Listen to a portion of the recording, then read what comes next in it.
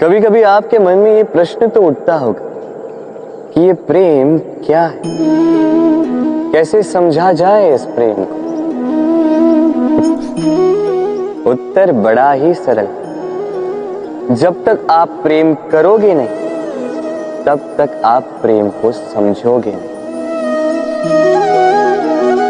यदि रत्न बनकर मुकुट में सजना हो तो हीरे को तराशे जाने का दुख तो सहना ही पड़ता। प्रेम का उचित अर्थ समझना तो मोह को त्याग के समर्पण करना ही होगा।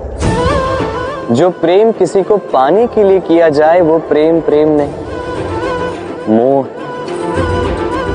इसलिए समर्पण कीजिए अपना, अपने अहंकार का, अपने अस्तित्व का, मोह का, और देखिए आपका प्रेम स्वयं आपके साथ होगा। राधे राधे। प्रकृति ने मनुष्य को एक विशेष शक्ति दी, अन्य जीवों से अधिक शक्ति दी,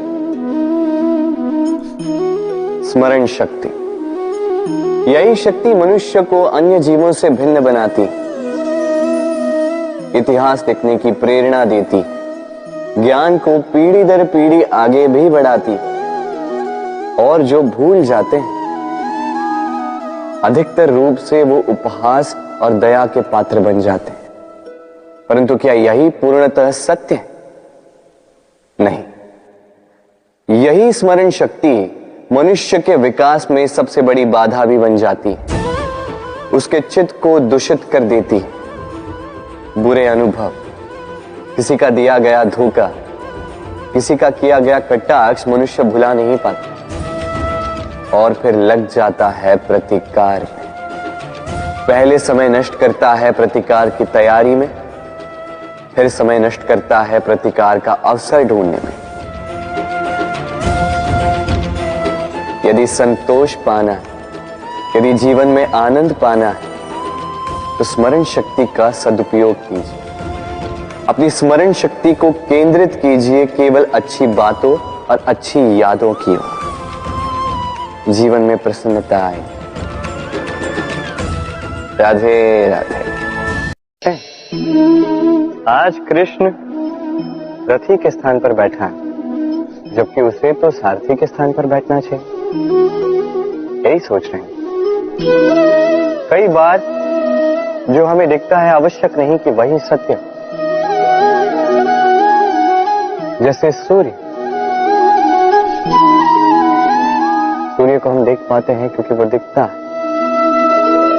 और सत्य ये भी है कि सूर्य दिखता है क्योंकि हम उसे देखते हैं। अब अपनी आंखें बंद कर लीजिए। अब दिन है या रात, ना कोई अंतर पड़ता है। इसी प्रकार धर्म स्थापना के इस कार्य में, धर्म के इस पथ पर मैं सारथी नहीं, मैं रथी हूं। और मैं खोज रहा हूं उस सारथी को जो धर्म, कर्म और भक्ति से भरा हो। धर्म जो व्यक्ति को उचित मार्ग पर ले जाता है, कर्म जो व्यक्ति को परिश्रम करवाता है, और भक्ति जो उसे उस मार्ग से विचलित नहीं होने देती। आज तक मैं सबका सखा था, सबको उचित मार्ग पर ले जाता था।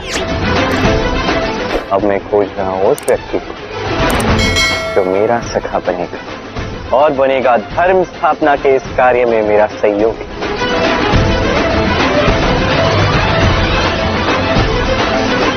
वंदे कर्म, वंदे धर्म।